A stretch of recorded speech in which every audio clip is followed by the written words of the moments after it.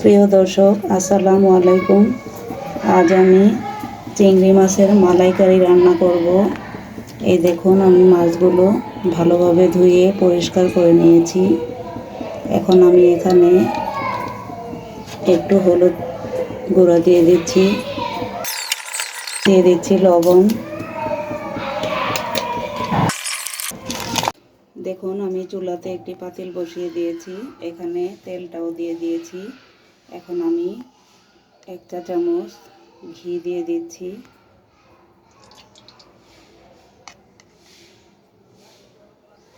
2 চা চামচ দিয়ে দিলাম।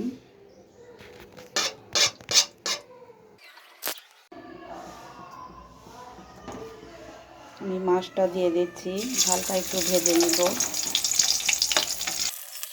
মাছটা আমি বেশিক্ষণ ভাজবো না। দেখুন, আমি উল্টে দিচ্ছি। দেখুন, আমার মাছটা এই পাশে হয়ে গিয়েছে। এখন আমি এগুলোকে তুলে ফেলব। দেখুন, আমি এই তেলটার মধ্যেই পেঁয়াজ বাটা নিয়েছি, এটা আমি দিয়ে দিব। এই দেখুন, পেঁয়াজ বাটা দিয়ে দিচ্ছি। এখানে আমি দিয়ে দিচ্ছি একটু চীনাবাদাম বাটা, আমি বেটে নিয়েছিলাম। এগুলোকে আমি এখন ভালোভাবে কষিয়ে নিব। দেখুন, আমার পেঁয়াজটা আর বাদামটা ভাজা হয়ে গিয়েছে। এখন আমি এখানে দুধ নিয়েছি, আমি একটু দুধ দিয়ে দিব। হলুদ গুঁড়ো দিয়ে দিচ্ছি।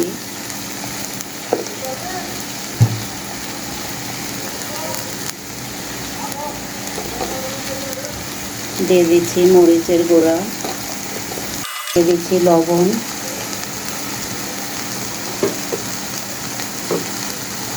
দিয়ে দিচ্ছি আদা রসুন বাটা।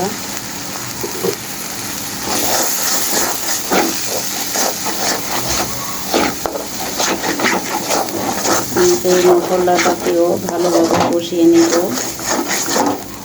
কারণ এই মশলাটা যত কষানো হবে মালাইকারিটা খেতেও খুব সুস্বাদু হবে।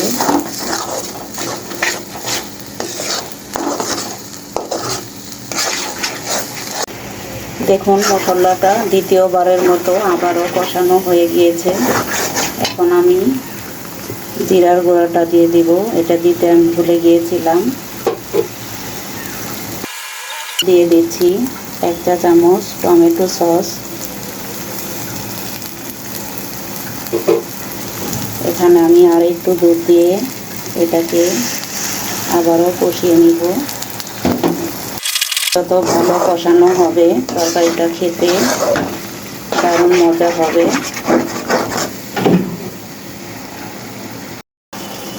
দেখুন, আমার তৃতীয়বারের মতো আবারও কষানো হয়ে গিয়েছে, তেলটা উপরে উঠেছে। এই দেখুন,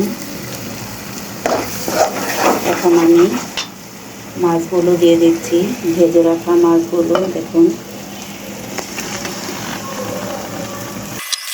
বাকি দুধটা দিয়ে দিব।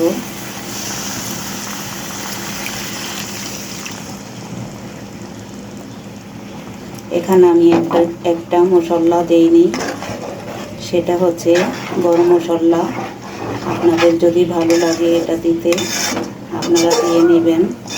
আমি মাছের মধ্যে এই মশলাটা দিতে চাচ্ছি না, তাই দেইনি।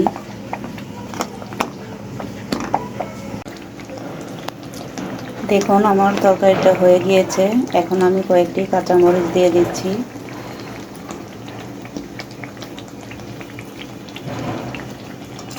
নাড়াচাড়া দিয়ে দিচ্ছি। চুলাটা অফ করে দিলাম। দেখুন, আমার তরকারিটা হয়ে গিয়েছে, চিংড়ি মাছের মালাইকারি। আমার রান্নাটা যদি ভালো লেগে থাকে একটি লাইক দিবেন, কমেন্টস করবেন আর সাবস্ক্রাইব করে পাশেই থাকবেন। আল্লাহ হাফেজ।